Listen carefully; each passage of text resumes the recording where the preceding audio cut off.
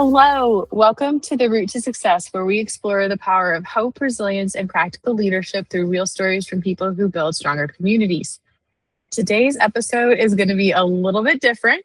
I'm joined by someone who has worked alongside me and knows my work well, David. And I will be honest, we've known each other for probably, oh gosh, I didn't do the math. It's been probably more than 10 years. We've bumped into each other several times in our career. And he's actually turning the tables on me and he's going to interview me today, which I thought it was important with me doing this podcast, maybe putting my story out there a little bit so people would understand why I do what I do. So this conversation is going to be about storytelling and leadership and why hope is not a feeling, but a skill that we can build. If you follow along, you know my work spans nonprofit leadership, system building, grant strategy, and mentoring leaders through complex seasons. But the thread running through all of it is simple. People do better when they are seen, supported, and given clear tools to move forward. So in this conversation, we're just going to go where the wind takes us. David, I'm happy that you're here. I'm happy that you're the one interviewing me. I think you're perfect for this. So I'm going to hand it all over to you. Awesome. Thank you. Well, I am glad to be here. You know, working underneath you and the times that we worked together, I was seen, supported, given tools. And now it's really interesting to find out how this happens. And you talk about leadership as something that comes from storytelling. And I thought maybe we could start there. Where did that belief come from? So I think it started all the way back from when I was a child. I'm an only child. And I had a very untraditional childhood. We moved a lot, so I spent a lot of time alone. And a lot of the way I entertained myself, this not grammatically correct.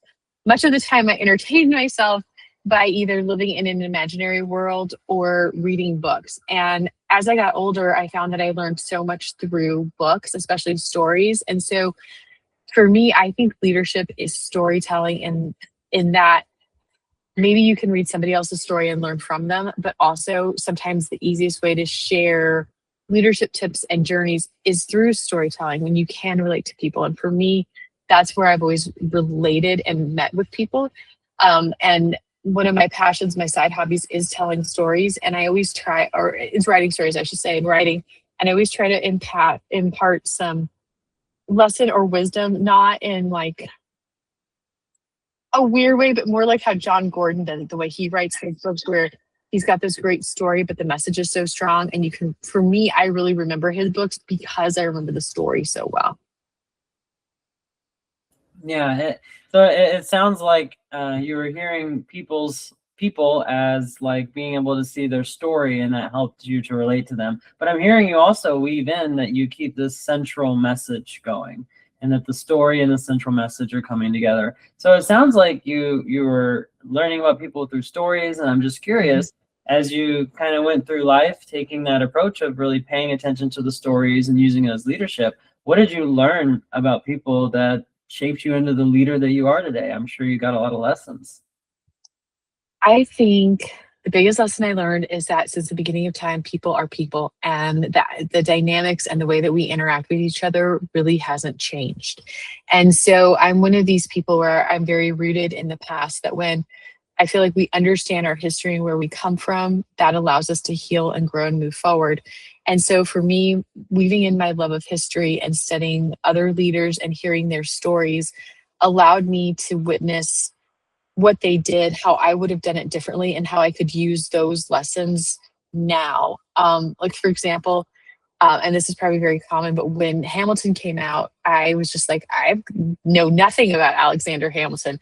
And so I dove in and read as many books on him and Aaron Burr as I could, and really spent a lot of time, still spending a lot of time, to try to understand the shift that cracked them and what made them become adversaries and how that happened, and seeing a lot of the hubris and negativity and how neither one of them could give the other one a pass. Neither one of them could bend or let the other one be the leader. They were constantly fighting and at heads, and how that poisoned what could have been something so amazing. And so I think for me, it's understanding those things in history and seeing how they played out and being able to see that whole path, and then being able to take that lesson and apply it now. Yeah, so I think this is super interesting to listen to. So I'm hearing somebody that has really kind of focused on stories and used stories to understand the world. And then you're telling me about how important it has been to see the stories in history. And you were mentioning you were understanding the stories that you were researching into, and that they were fighting and they were at a head with each other. And I'm just curious, as you've kind of looked at history and you looked at these stories, what have you learned about, I don't know, the power dynamics or the systems that are at play here? And I guess in your career, if we broaden this up a little bit. Sure, yes. So I think that pride, that hubris nature, is the biggest stumbling block of any person. And so I love Greek literature. Very passionate about all the old plays, and like I just reread the story of Jason and Medea, right? And he was Jason and the Argonauts. He was the one who led the Argonauts through everything, and seeing how, because he was so filled with pride, because he wouldn't listen, because he wouldn't take advice, because he wouldn't learn from his mistakes, he pretty much just signed his fate and crashed into this horrific ending where, so for me, understanding that and being able to see that as a leader, your strength comes from being able to say, I was wrong, from facing your fears, for asking for help, for being able to bend and to pivot, to being able to see that in that moment, a leader is very much needed, but it's not your leadership, and being able to step back and let somebody else lead and you fully supporting them. And so I think for me in my career, it's really been understanding, and still a huge journey for me and struggle. So please don't think I have it figured out, because I don't. But for me, it's about learning how to maintain my voice and who I am, while also very much seeing and hearing other people, and understanding that sometimes my role at the table is helping somebody else step up and take their place as a leader, and then me stepping back and supporting them, and being able to go from a support role to a leadership role while never allowing my pride to take over. And with that belief, one of my biggest struggles is saying, yes, I am a subject matter expert, and embodying who I am, because I very, very much don't want my end to come through hubris like Hercules or Jason and Medea and that. I don't know if that makes sense, and hopefully people get the references. Yeah, well, it makes sense, and it sounds like something that you've been able to introspect and reflect on. And I really hear, like, and correct me if I'm not hearing it right, but what I'm really hearing is this balance between being flexible and supportive and having humility, but also being able to use that expertise that you've developed and use that leadership in a really active way. And so having to maintain your voice while also seeing and hearing and making space for other people. Yes, you said it so much better than me. That's exactly right. Oh, it all came from you. So I'm just curious, so as you're striking that balance and you're doing that in your career, I'm sure there's just so many scenarios that you've watched unfold. What's been surprising to you about leadership in this way of leading? I think where people will mistake it as a weakness and think that I'm a weak leader or that I can't do the job. And I think in all truth, it's a huge strength, because like when we worked together and we were running programming for high risk youth, and you guys would come to me with, hey, Sarah, I've got this challenge, or this kid is doing this and this. I always wanted to flip it back to ask you guys, because here's the thing is, you guys are with those children every day. You guys are facing those challenges every day. You guys have the solution, or you have all the facts to come to the solution yourself. And so my job is to really help create clarity and, in all honesty, a sense of safety, so that when I start asking you questions, my goal with those questions isn't to learn about the situation, it's to get you to learn about the situation and you to hear that. And so creating that safe environment where, if I need to as a leader, of course I'll step in, but getting you guys to see and hear what's within you and helping you to grow and find that solution. Because I really think as leaders, we shouldn't have the solutions. We should be creating the environment for the solutions. And so I would say it's probably a pretty radical position and thought process, and you definitely have to rock the boat a little bit. But then you also have to understand where sometimes as a leader, you just have to come in and say, this is how it's going to be. But it's definitely been seen as a weakness, and it's caused, and I feel safe saying this with you, a lot of times men to challenge me and think that I don't have the backbone or strength to do it, but I very much do, but I'd rather believe in my staff first.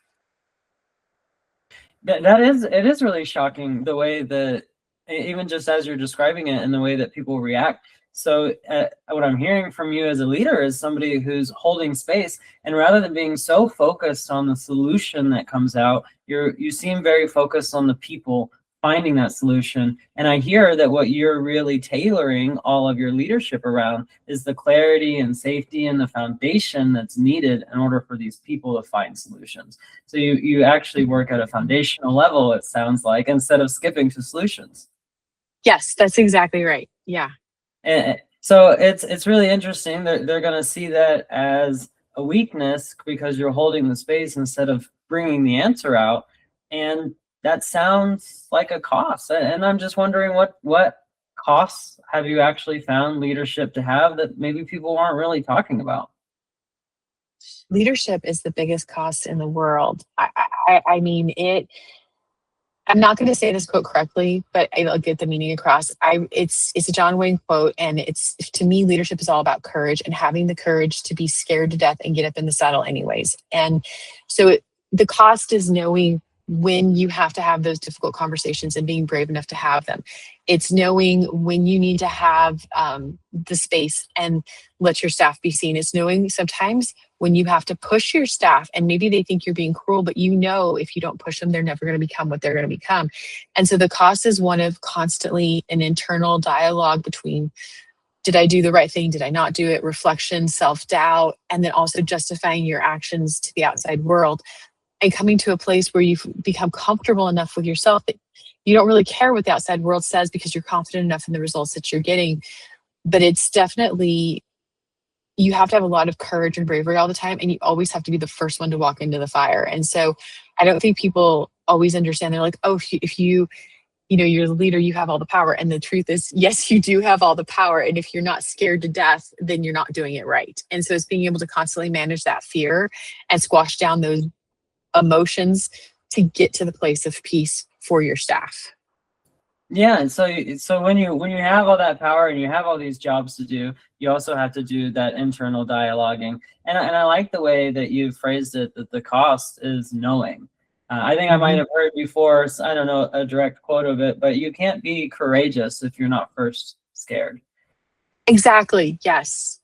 Yeah, and Yes. that's what I'm hearing from you. So as you go through leadership and you've gone through your career, I am seeing this person that's building up their employees and their staff and helping make the environment for these solutions to come. But in order to do that, you're having to process and deal with all of the emotions and internal stuff that has to kind of be regulated to make all that happen. Is that fair to say?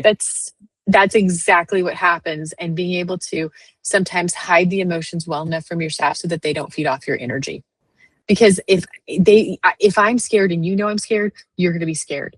But if you think I'm brave, you're going to be brave. Yeah. So as you've gone through fear, you've gone through overwhelm, you've gone through challenges, I'm sure many of them. What's helped you overcome and move forward in these challenges? I think the people that I work for, my staff, and I've always been able to work in jobs that make a social impact. And then my daughter, and I always get emotional, but knowing that she's been watching me and that it's not that I'm trying to set an example for her, it's that I'm trying to teach her how to recklessly and courageously chase her own dreams and follow her path. And then having done that well enough that now she's 22 and she'll look at me and she'll be like, I said to her one day, I said, wow, B, how did you ever find the courage to do that? And she's like, from you, Mom. And just being able to know that, like that happened. But I think for me, it's knowing what I'm fighting for, and then on top of that, I have always had amazing rescue dogs who allow me to stress pet them. I have a lab that I stress pet, and that just means I pet him. I pet all my stress out and he listens. And then I have another dog.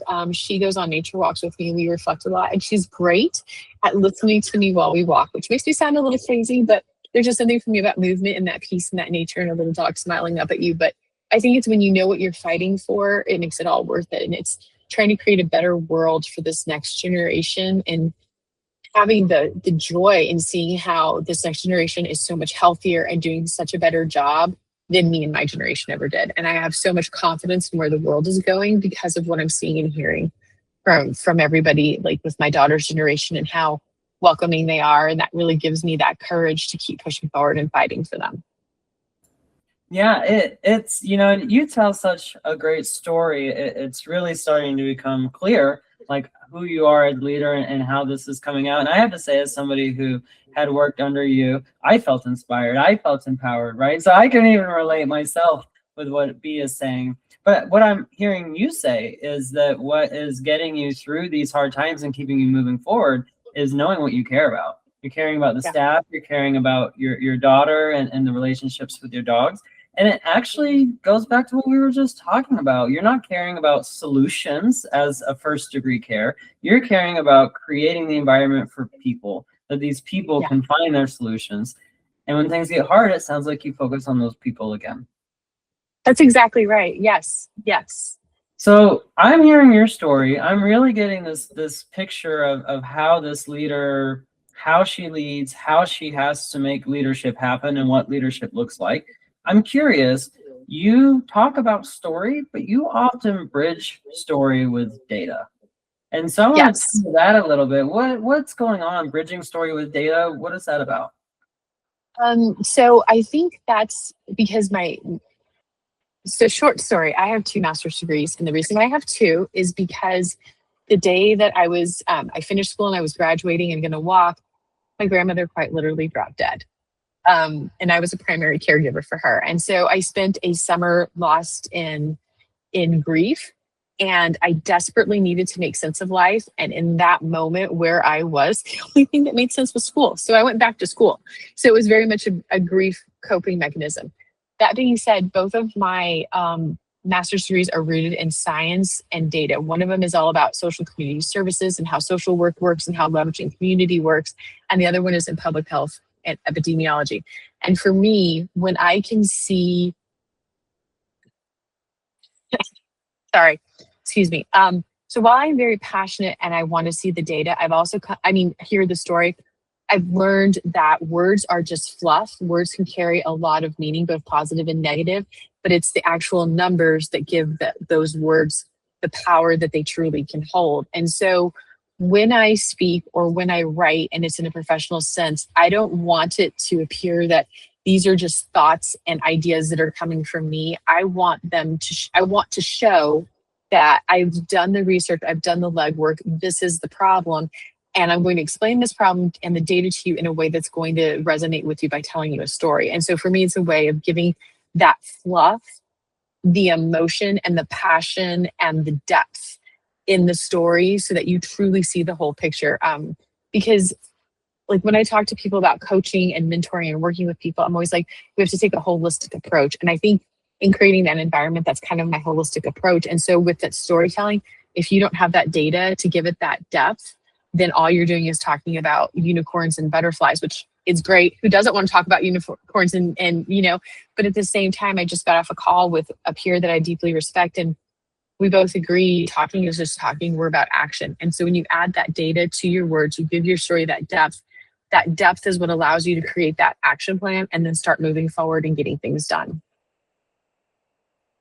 Yeah, I think all of us would love it if the stories that we tell mattered to the people who are listening and had power behind them. So it sounds like data is something that we would all benefit from being able to put together with our story. It sounds like it just makes the story more digestible or more powerful, more persuasive.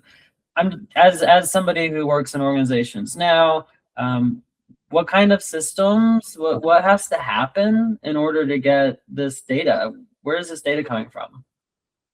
That is a great question. And I am so excited that you asked that. So there's a lot of ways to pull community data, but the more you work with me, the more you're around me, you're going to learn that I love simple, practical solutions. And I think gathering data should be as simple as possible. Now, can every organization go out and do the surveys and do the community assessments and gather the data themselves? 110%. But why do that? Why reinvent the wheel when we can go to places and partner with them for data? So one of the absolute best places to get any kind of community-wide data to back up just about any organizational program is from your school district. It's crazy. I know it sounds crazy because you can go to your census bureau and get all the information from your census bureau, but it's every 5 years or 10 years. And their website, while it is very informative, it's just a tad overwhelming. And when you go to your school district and start digging through the school report card and the information that they have to report on annually, that's where you can get some real practical insights like what is your high school dropout rate? What is your how many adults in your community have college? What's your poverty rating? How many people are unemployed? How many people are underemployed? And so it's just a really good central location that you can support your school, maybe help them gather that data, but then have clear data that you get from one location. And then for health data, another great place to go to is your health department. And so sometimes the best way to support them is by thanking them and taking them. I'm a big believer in food, right? So taking them a nice little snack and thanking them for the hard work that they do, and then utilizing their data and giving them the credit to make your organization stronger. And then also too, when you're using another piece, somebody else's data that is accredited like that, it's peer reviewed basically. I don't know how else to say it. So people can take confidence in that data that you're getting. It's not me going out, right, and surveying and saying there's 15 red cars when really there's 16. That was a bad example, but that's kind of how it works. It shows credibility, right? We get the picture. Yeah. We get credibility when we go to these organizations that have, I'm assuming, some systems in place that make it almost peer reviewed. So, you know, these organizations on the outside, the education data from schools, the health data from the departments that work with health, they have systems in place that are working out. What happens to an organization if I'm working there and we don't have these clear systems? We don't have these simple solutions, as you called them, but I want data inside. What do I do? I think when you can't get the data through like a health department or an education system, the best place to go is your local library, and specifically the research librarian. And the reason that I say start there is, first of all, you'd be shocked at the information that libraries have access to, but also libraries are centers of community, and almost everybody passes through the library at least once, either virtually or in person. And so your libraries are neutral ground. So they're a great place to convene the right people together to get the data, but they're also great resources to gather that data and to help you create those systems. But I'm glad you said that you have systems. So you don't want to just go out and start getting data if you don't know why you want that data or how you're going to use it. So you definitely want to create that system before you start bringing in the data. But if you can work with your school, your health department, and your library, there's almost no piece of community or state data that you're not going to be able to get your hands on. That sounds like a really great way. If I have a story to tell, I can go look at the community, the health, the library data, and I can get some evidence and help that story get going. So you have a lot of knowledge. You're giving a lot of great advice here. You got a lot of resources. You know how to do this. Easier said than done, maybe easy to talk about. I'm curious, when you work with a lot of leaders, when you go to work with leaders, you're teaching them these things. I'm assuming, how do you help these leaders move from chaos, into clarity without overwhelming them? So for me, it's the first step is conducting what I like to call an in-depth interview with them, but really it's setting them up to talk about themselves, their styles, asking really great questions to learn a lot. But what I've learned, because I also write professional development plans for people who are going into mentoring. So it's not so much always what people say, it's what they don't say. And so having a good set of questions and creating the environment, like you said, where people feel safe. I always like to open with a laugh, because making people laugh brings down so many barriers and walls. And sometimes too, repeating back to people and saying, like if I was working with you, saying, David, this is what I think I hear you saying. Is that right? And I know active listening is not as popular as it used to be, but the reason that I do that is because, one, I want to show you that I hear you. And two, I want to build that trust. And then I also want to maybe hear the holes that you're saying. And once I get all of that information, I like to retreat for a little bit by myself, reflect on it, and really create a plan and a strategy that identifies, all right, here's what is in place, here's what's missing, here's what they said they want, here's what they didn't say, but I heard, and then putting that all together in a plan. And then this will make you laugh. I'm such a visual person that in my head, I think, okay, now that we know what they overall need, we know the X on the treasure map. And so for me, everything's creating a pirate map, right? We're always going towards that treasure. And so now we know where that treasure is. So now I can work backwards and create long-term goals, break those long-term goals into short-term goals. And then I like to break those short-term goals into either monthly, weekly, or daily action steps, so that instead of me telling you, okay, David, here are your 3 long-term goals that you have to achieve, I can show you this clear plan of this is where you're going. And right now, this is as far as we can see, but at some point we're going to have to push that out farther because we have limited vision at the moment. And in order to get to these long-term goals, these are the short-term goals that I broke it down into. But here's what you're going to focus on every day, and literally just giving people weekly, monthly, or daily to-do lists that they know they can do 3 to 5 extra things, and they're going to be achieving these goals. And then giving them that confidence and checking in with them and providing them with inspiring stories and motivating them. And then when they hit a bump in the wall, saying, okay, let's talk through this. Let's build a tool how to get over that bump. It feels like we're back into the story and data conversation then, right? I mean, you're consistent. I'll give you that. It sounds like when they're in chaos, what you're doing is you're going in and hearing the story. And you have some great ways of doing that. You have the laughter, you have the questions, you have the listening to what's there and what isn't. You're getting the story, but then you go and you make this map. And from that map, you work backwards into a plan.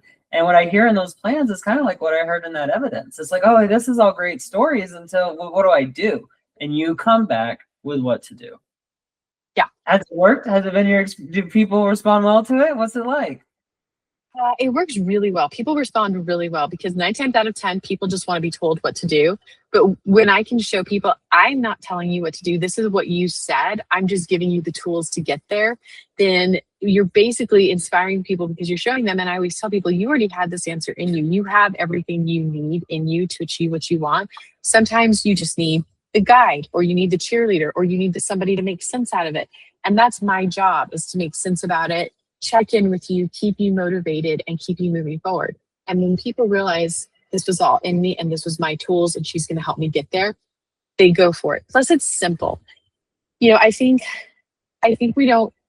people always think they want something that's loud and shiny and complicated and sexy, but really you don't. You want simple and practical, and you want people to see successes. And I also very strategically try to set people up for a bunch of quick wins right away. Because then what I teach people is when you can say to yourself, hey, this is really hard, I'm really scared, but I did this, this, and this, and I was successful, then they keep going. And that's how you teach people that motivation and keep moving forward. And it's what I do for myself. So I think because people see me put it into practice, they know that it's what I believe in, and it works. You just got to get people to take that first step.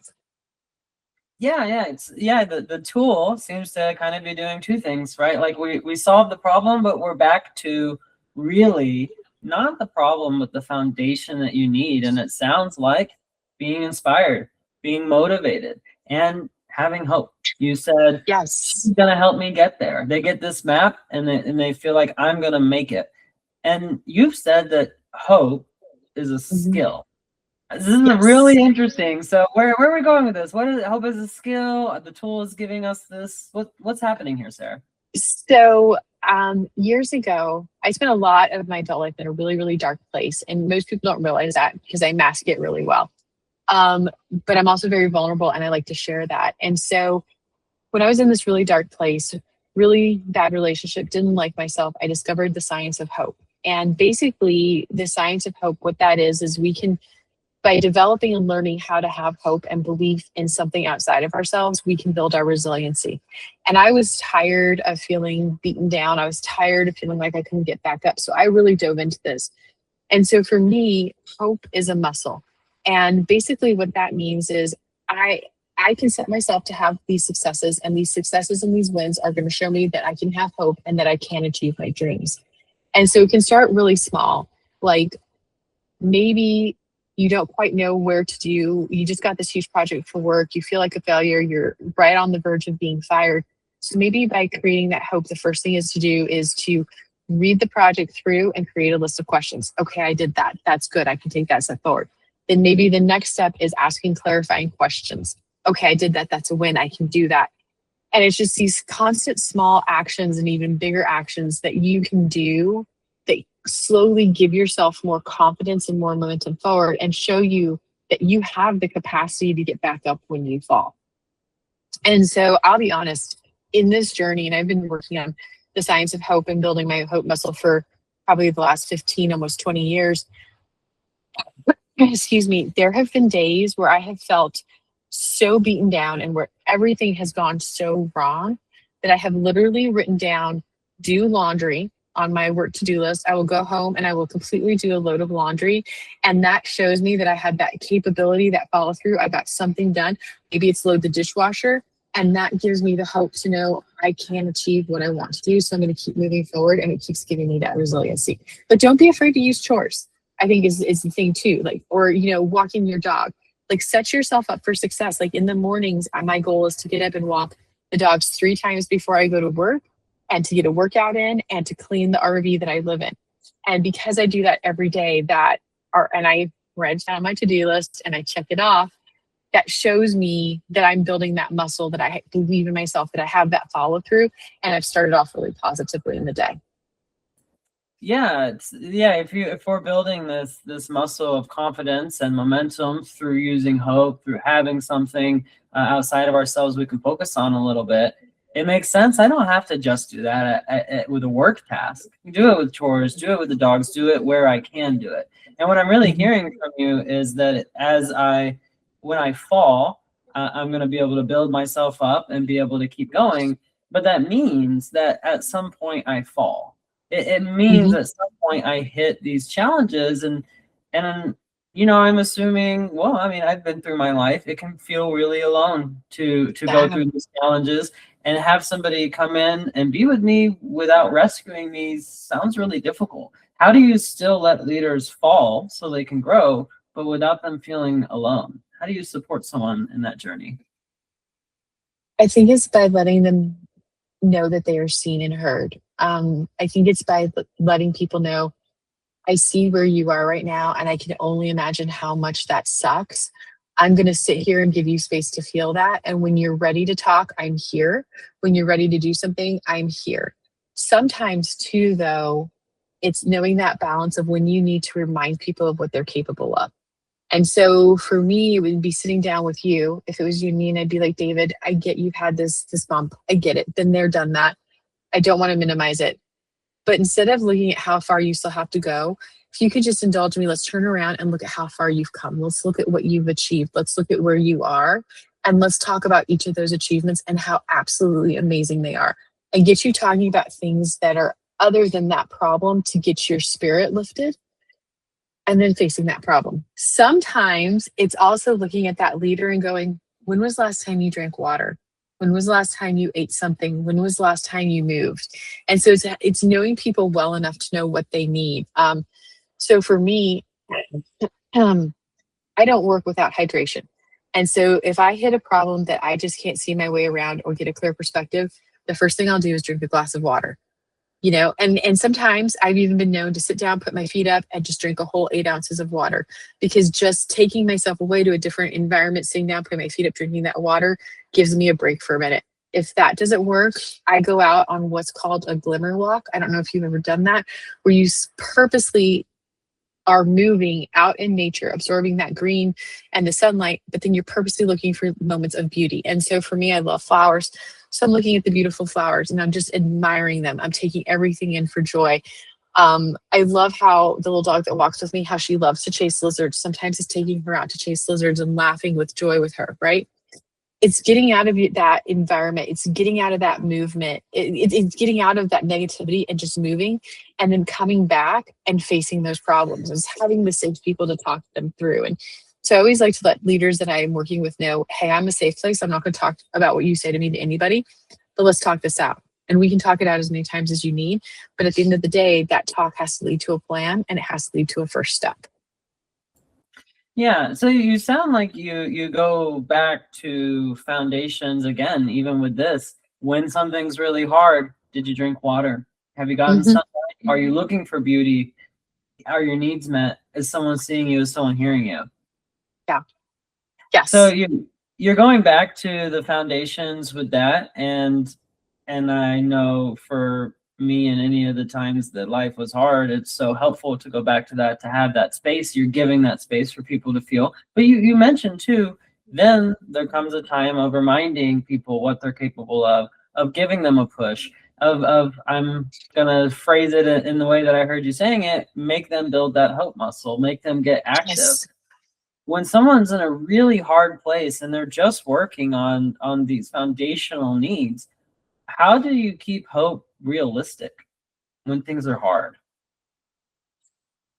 Such a great question. And I think it's doing the little things. It's acknowledging, hey, you got out of bed today and you showed up. Hey, you made yourself something. And when I say healthy, I don't mean like diet healthy. I mean you made yourself something to eat that's going to feed your soul, right? It's doing those absolute little things that are just going to keep you moving forward. It's having a safe place to fall apart. It's having a safe place to be seen. It's also knowing grounding activities and breathing activities, like taking a couple deep breaths, maybe going in the water, maybe touching something, doing that. What is it? 5 things you can feel, 4 things you can see, 3 things you can smell. I have that wrong, but where you use all your senses. And it's acknowledging those little things and just having that motivation. It's also, and I don't do this, so this is me being very hypocritical, but it's keeping a journal of your wins so that on those really bad days, you can open up a notebook and you can see, okay, yesterday was really hard, but I brushed my teeth and I made my bed. And sometimes I just want to acknowledge that sometimes the wins need to be that small. And that is actually still a huge day when you focus on where you are and what you're looking for. And so it's acknowledging that, it's looking at your wins, it's looking at how far you've come, and it's really giving yourself that pep talk. Yeah, you say you don't journal your wins, but I hear some barking journals out there, a long I list do. of wins. Yes, yes. And That's it's for Selena too. Like I will say she has been one of my biggest challenges, but my biggest joys, because when we got her and we rescued her, her anxiety was so bad that she was scared of her own tail. Like I cannot express to you, she's scared of everything. And I was too. And because of her, I was able to look at her and think, gosh, you must be so miserable because I am. How can I help you learn to not be anxious anymore? And so it's going to sound ridiculous, but by working with her, I healed myself. So maybe sometimes the solution is investing in other people. Anytime I've hit a rough patch or haven't known what to do, I've gone and volunteered. Because whenever I can get out of my own head, not think about my own problem, and focus on other people and give back, do something that can't be paid back to me, that's when I get that greatest moment of clarity. and you've lived these. It just shows. It shows in the experience you have right here, and what you talked about with your degrees and your grandmother and your child, and the things that you've done. It's really inspiring. I didn't know if I thought we were going to just talk about leadership, but I guess we're going to talk about all of life, and Yes. hope and skills. And I guess that's what leadership is. As I'm listening to you more, and the stories and the way that you're taking stories and data and action, and you're really just bringing everything together. I'm listening to this. I'm learning a lot. I'm really enjoying it. What do you hope people are getting while they're listening to this? I want people to know that no matter how bad or dark a moment is, if you can just do one positive thing for yourself, then you have the momentum to get yourself out. When I have been in my absolute darkest moments in terrible places, there have been nights where I've gone to bed and said, God, if I just didn't wake up in the morning, it would be a lot better. Everything would be solved. And so I think people knowing that I have faced that darkness, and I've had people tell me terrible things to myself and really try to tear me down and destroy me, and know that if I can pull myself out of that darkness, and if I can understand there's nobody coming to save me, I have to save myself, and developing these tools that hopefully people will hear the sincerity in me and know that I will cheer you on and I will help you achieve what you want to achieve. You just have to believe in yourself first. So I guess I just want people to know that no matter how small that positive step forward is, it's enough. Just take that one small step forward and you're going to find your people, and you're going to find the dog or the animal that needs you, and you're going to be able to achieve all your dreams, because all the answers, everything to the problems of the world is inside of us. We just have to stop being too scared to take that first step. And so I hope people can maybe take a little bit of my challenges, a little bit of my vulnerability, and use it to be brave. You know, I always, it's Lena, it all goes back to her. Every morning we start off with our affirmations, but she's scared of her harness, but she has to wear it because of the way she pulls when she walks. And so I always tell her, we're going to start our day with bravery and courage. We're going to face everything with bravery and courage. Now come, you know, and then I'm like, and I'll ask her, I'll say, where do you want to put your harness on today? And let her choose the spot. I know it makes me sound crazy, but I give her a little bit of control. We do it together. We have a laugh. She's been brave. And then I always give her a hug and tell her, your bravery inspires me. So just finding those little ways to inspire yourself, take those first steps, be brave enough to be on your own, and don't be afraid to ask for help, especially from people who will openly say, I've seen the darkness and I know that you can get out of it. I got out of it, so let me help you. It's inspiring. It's one more step to take, one more muscle, and I flex that and I can build on it little by little. I have one more question for you, Sara, which is, you know, maybe putting, for example, I'll use your example with putting the harness on the dog.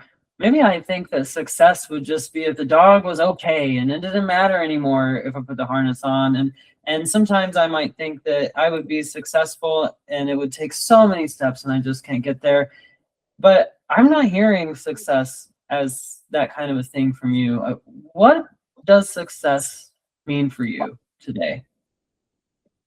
It means that I was able to invest in somebody else, that I made somebody smile, that I made the world a better place, that a program is getting funding because of the hard work that I did, right? It's all about, for me, success is about having the ability to constantly give, feed myself and give to others. You know, I've referenced a few times I live in an RV, and I have a very simple life, but I love it. And so I live full time in an RV. I gave away everything that I owned to fit in this lifestyle. And I did it because I wanted to show my daughter the world. But now I realize it's what fits me. It's just enough for me. And I can have a small little sanctuary, but I can impact other people by, today I helped the laundry delivery guy find the site that he needed, and just being able to make him smile when he was, you know, frustrated. That was success. So I think for me, it's about what we can leave with other people in the world, and always trying to leave the world a better place. It's not about, I mean, it is about the money, because if you don't have the money, you can't pay your bills, right? But it's not about acquiring wealth. It's about acquiring smiles. Does that make sense? I don't even know if that makes sense, but for me, that's what it's all about, is seeing other people achieve their dreams. Yeah. Well, I've heard it phrased in a maxim before, which is the only way to get something is to give it. And I hear you saying, if I want to achieve my dreams, I'm helping others achieve their dreams. That's exactly right. Like right now, my business is in a growth spot, right? So I'm like, if I'm asking for new clients, that means I need to give back. So I'm preparing to host a series of free classes. I will always offer advice. I will always jump on a call with somebody and listen to them, because what you need and what you need to do, right? And people have done it for me. It's wonderful. I really appreciate this opportunity to ask you all these questions, Sara, and it has been amazing to see the woman behind the leader, the story behind all the progress. It's really been an honor. Thank you for doing this. Thank you for doing this. As soon as I thought of this idea, you were the first person I thought of. I knew you'd be perfect for this, because of your clarity and your perspective and the way that you so eloquently word things. Because I've asked you questions and you never hold back, and that is something I admire about you so much. Thank you. Well, I had great leaders in my formative times to show me the way. Oh, I'm so glad. Well, thank you. If I was with you in person, I'd give you a hug. So, we can do a virtual hug. There we go. Virtual hug. Yes, that's the only problem with virtual hugs. But thank you so much for doing this for me.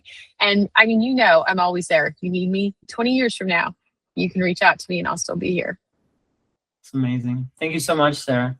Thank you, David. Bye. Bye.